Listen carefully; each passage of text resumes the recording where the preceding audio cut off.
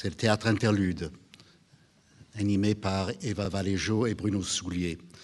Le travail de théâtre interlude est particulier, singulier, parce qu'ils explorent la fusion, la lisière, le point de jonction entre la musique et le théâtre, entre le mot et la musique, entre le son et le sens.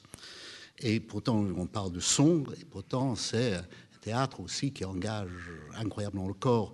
Interlude TO, leur titre, théâtre oratorio.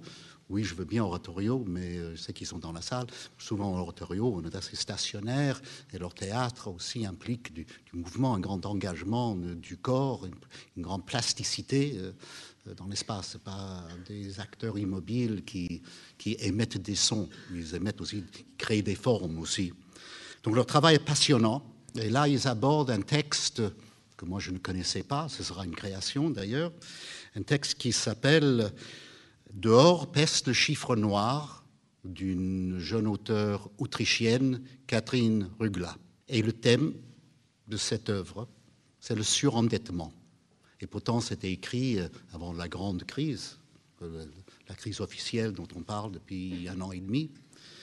C'est une écriture faite après un travail formidable de documentation, investigation, en interviewant des gens, ensuite réécrivant des propos, en mettant les propos des gens de toutes les strates de la société, des banquiers jusqu'aux gens les plus modestes. Et c'est cette œuvre-là qui sera portée à nos yeux et oreilles par Bruno et Eva. Tu as des choses à ajouter à ça? Oui, on peut souligner que c'est quand même un retour de préoccupation de la scène européenne, et notamment des écritures européennes, pour la question économique et la question sociale au sein du théâtre. Vous l'avez vu peut-être la saison dernière avec la pièce de Falk Richter, Winter Ice. Vous l'avez vu probablement aussi avec le regain d'intérêt que les Français éprouvent pour l'œuvre de Michel Vinavert.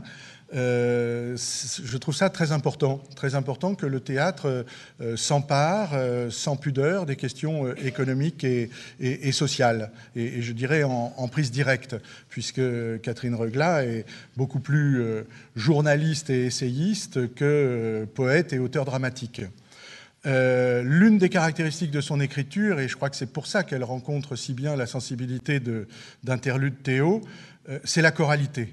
La choralité au sens où elle exprime une sorte d'état des lieux de la pensée citoyenne ou de la pensée politique du moment. La choralité dans la mesure aussi où il y a une espèce de jonction qui se fait entre le travail musical et vocal d'un côté, comme on parle d'une chorale, et la chorégraphie de l'autre, c'est-à-dire l'engagement corporel.